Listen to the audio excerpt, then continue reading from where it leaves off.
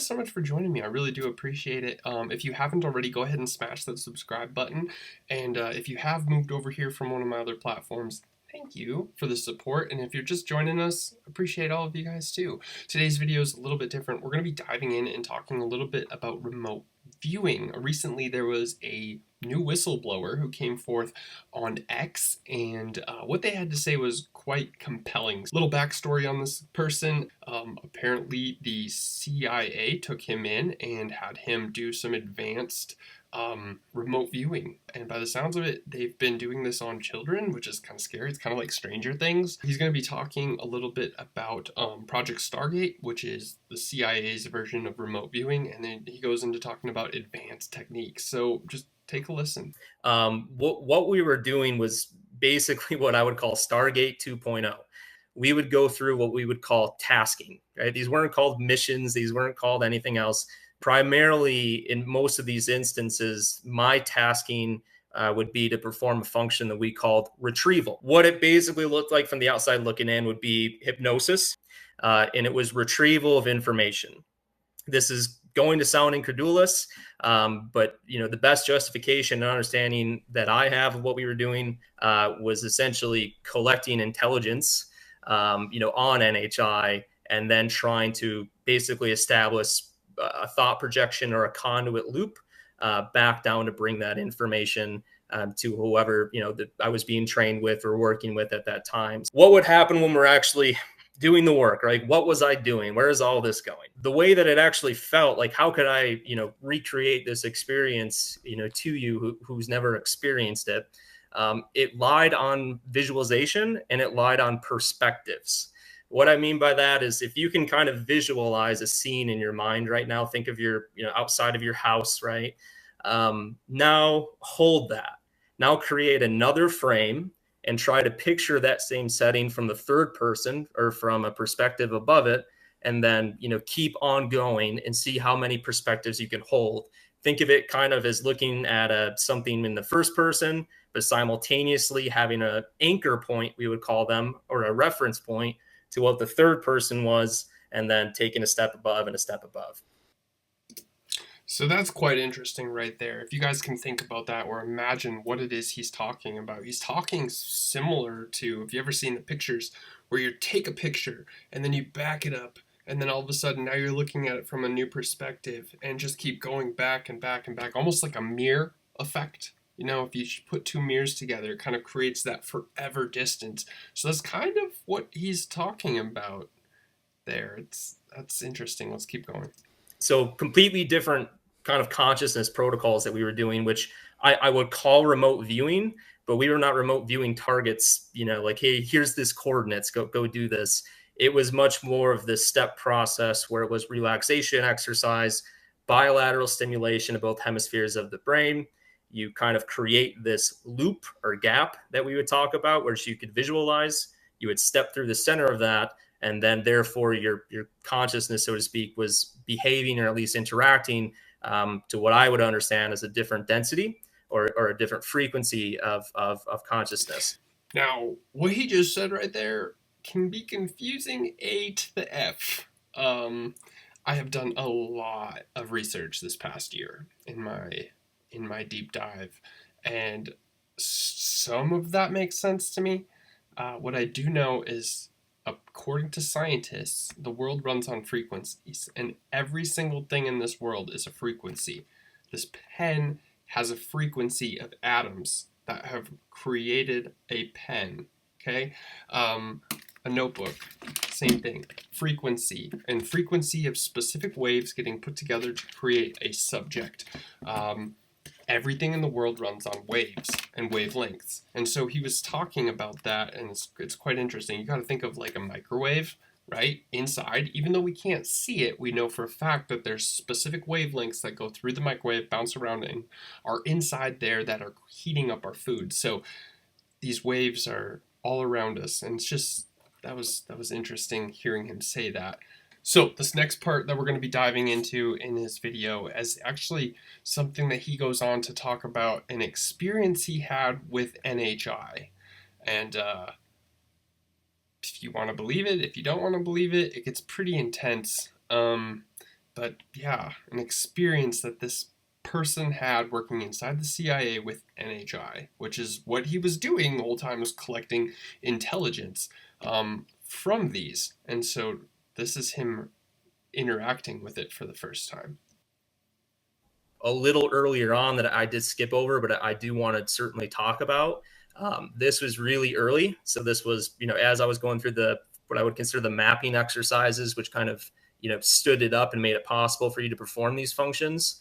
I had an unannounced interaction with what I could best describe as recovered technology. It was not a craft; it was something completely different. The way that this happened was in one of my just normal routine scheduled sessions. As I entered the room, one of the original psychologists was present along with about 8 other people, all dressed civilian, right?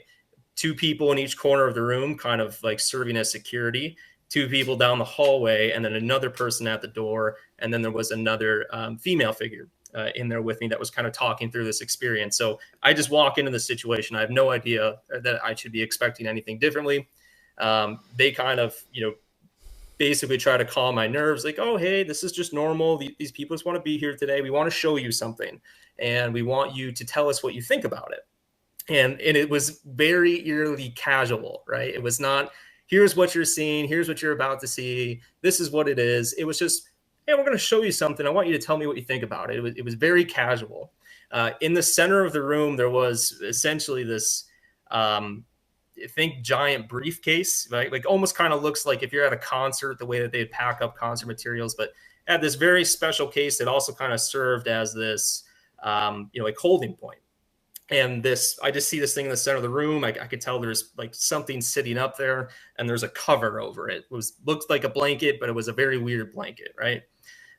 They removed that off there, and then what I saw was about 24-inch diameter sphere. Okay, we're gonna stop right there. 24-inch diameter sphere. Okay, I don't know if you guys have been paying attention, but some of these things have been caught on camera recently on TikTok and flying around as UAPs, UFOs. Could it be the same thing? I don't know. Let's carry on. There, and there's a cover over it. Looked like a blanket, but it was a very weird blanket, right? They removed that off there, and then what I saw was about 24-inch diameter sphere. The sphere looked crystallized. It had a defined outside shell, but it was incredibly translucent.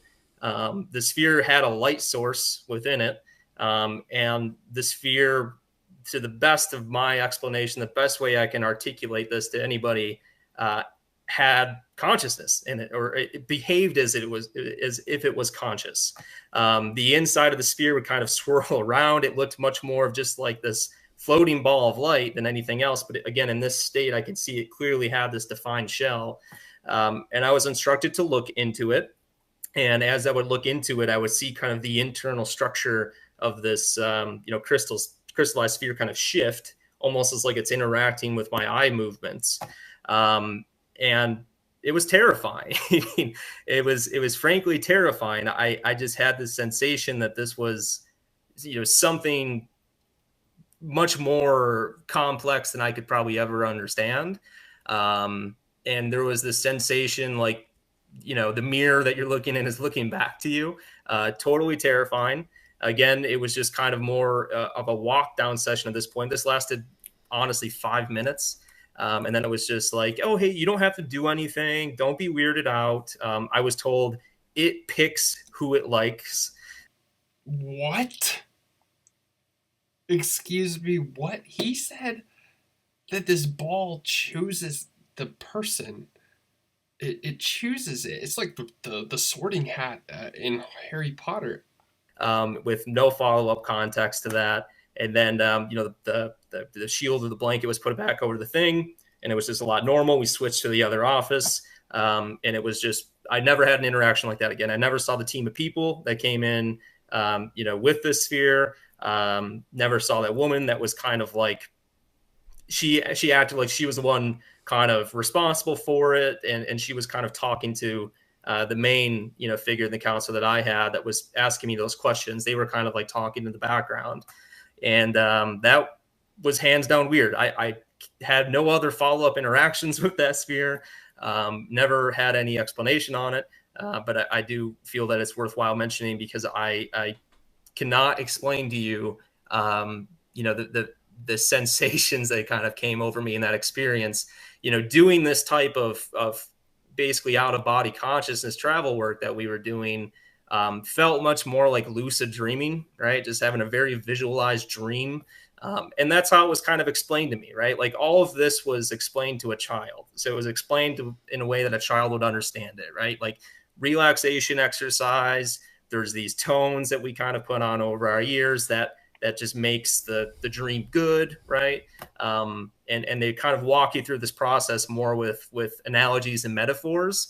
Then it's like, hey, this is exactly the process of what's going on. Like I still have many more questions than I have answers. And that's coming from someone who, I'm raising my hand and saying like all of this I would repeat in the space to Congress.